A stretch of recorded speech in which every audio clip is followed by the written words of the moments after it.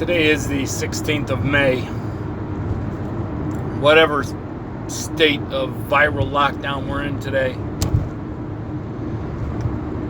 I had to go shopping, which I absolutely despise. Everybody's wearing a mask. Everybody's behind a plastic shield. The cashiers, nobody will touch any. I'm surprised they haven't made cash illegal since you got to touch it.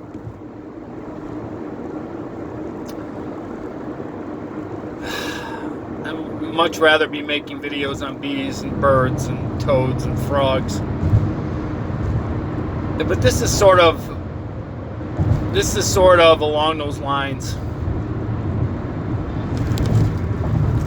I've been doing a little research, a little looking into the past about with pandemics and disease with human beings.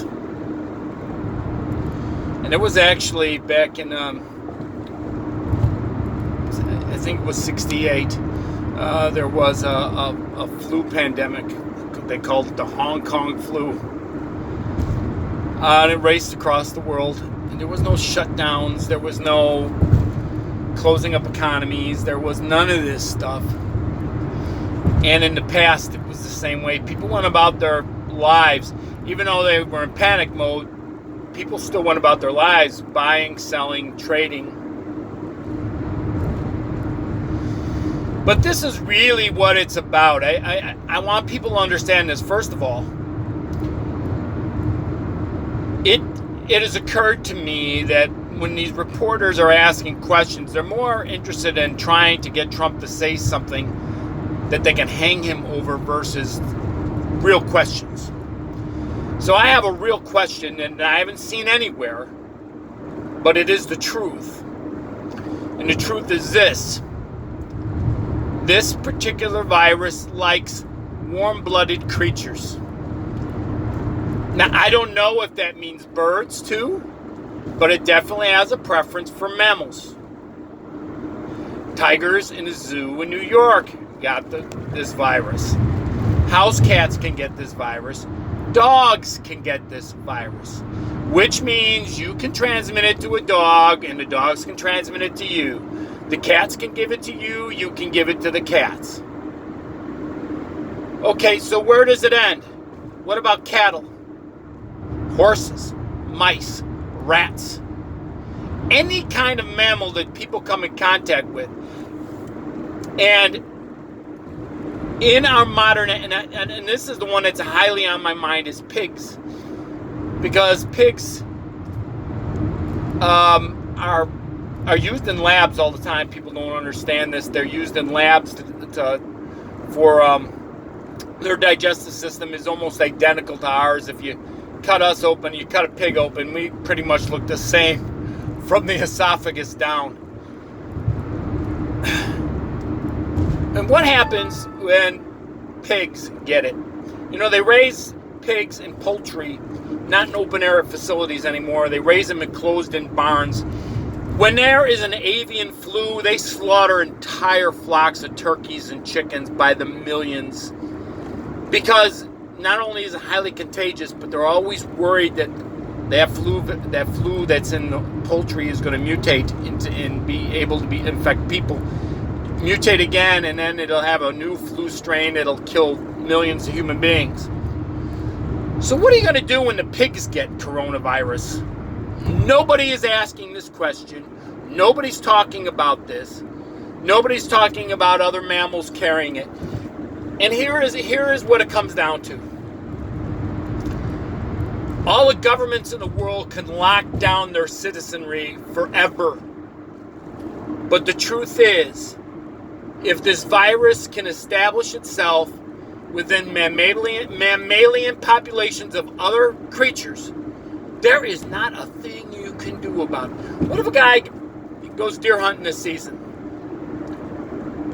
and he catches it from the deer? If the deer get it. That's the point. Nobody's asking this question. So all the therapeutics, all the lockdowns, all the bullshit that they are coming at us with now really comes down to one thing and one thing only. No politician wants to have this used against them in the next election cycle. So if the people think they did a piss poor job, they don't want to get unelected. So these Democrat lawyers have become draconian in locking down the states because they're using deaths as an example. Look, folks, this thing is here. It's already established. It's like an invasive species of animal on a foreign terrain. Once an invasive species finds a new place to live, it generally thrives, and you cannot get rid of it. You just can't. If you don't understand what I'm talking about, you don't understand the biological principle I'm laying forth here. Google house sparrows, and you might understand it. And look at the house sparrow as a virus. Okay? But this is the truth. It's a real simple truth. All the masks in the world, none of this stuff is going to change a damn thing. Unless there's a vaccine that comes along, and that opens up a whole other can of worms. What are you going to do? You're going to force mandatory vaccines on everybody? You're going to force everybody to get vaccinated? Is that what you're going to do? And then what are you going to do? You're going to all of a sudden now people are going to be monitored to the point where they're going to be tracked. I'm telling you, none of this is good. No, look, nobody wants anybody to die. I don't, man, I mean, nobody wants it. Nobody wants to get sick. Nobody wants to die. Nobody wants family members to get it. I get it. But what are the long-term consequences of keeping an entire country locked down for months? What is the economic impact on individual families?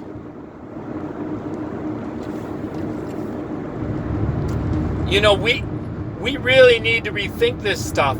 And the truth of it, it comes down to one thing and one thing only. It's about being elected and being reelected. So you can have governors like Pritzker here in Illinois, or the goofy fascist one that's in Michigan, or the clown that's in there's a clown in New York and there's a clown in California.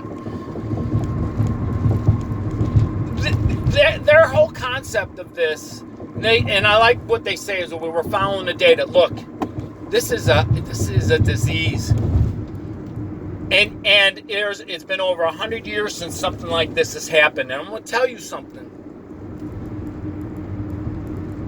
You're trying to play a game. They're trying to play a game with a disease, and you can't. You can't play a game with the disease. You, no matter how smart and how intelligent we think we are and we have the ability, this is a living organism, sort of. But it's a part of nature. And you can't stop nature. Has anybody ever watched Jurassic Park? Life finds a way. Viruses find a way. They don't give a damn about how much you lock somebody down. And I'm not even going into people that could be carriers and not even show a single sign of having it.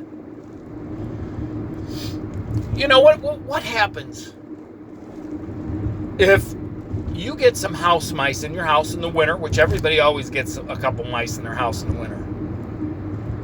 And what happens if the mice are all infected with it? And they're all asymptomatic. They got a really tough immune system. Most animals, I've discovered most animals have a tougher immune system than human beings do anyway.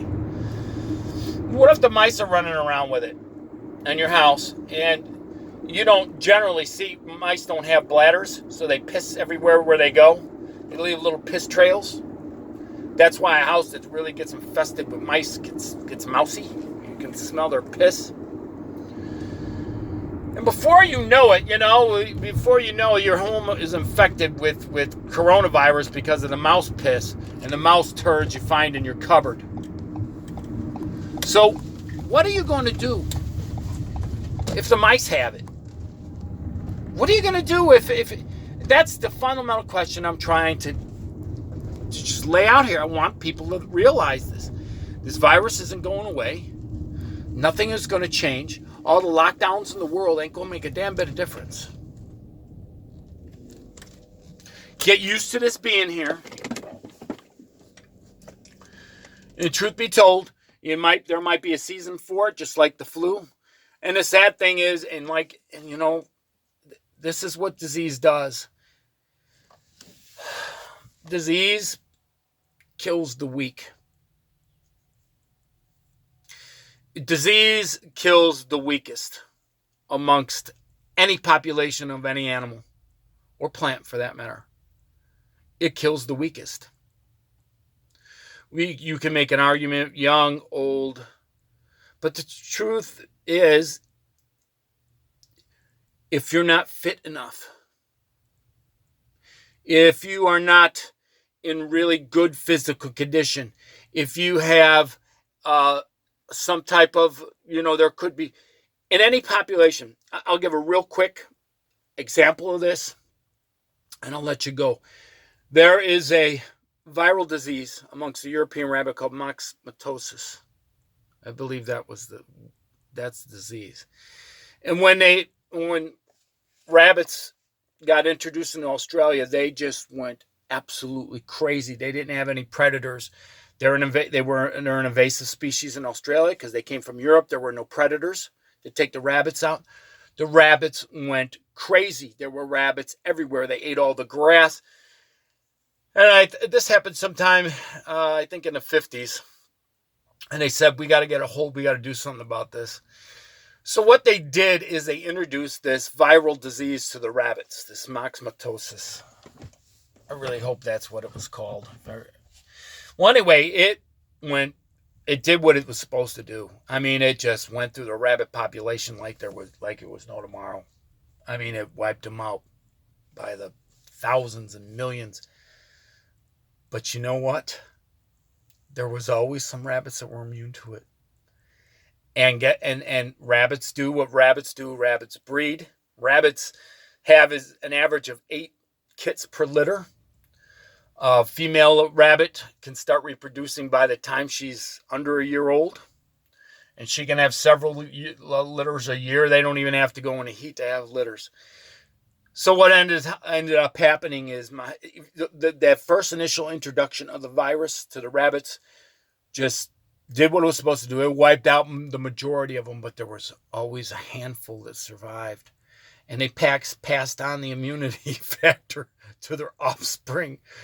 And I don't even think they can use this disease anymore because it's not as effective as it used to be. Because all the rabbits that are there now are resistant to this disease.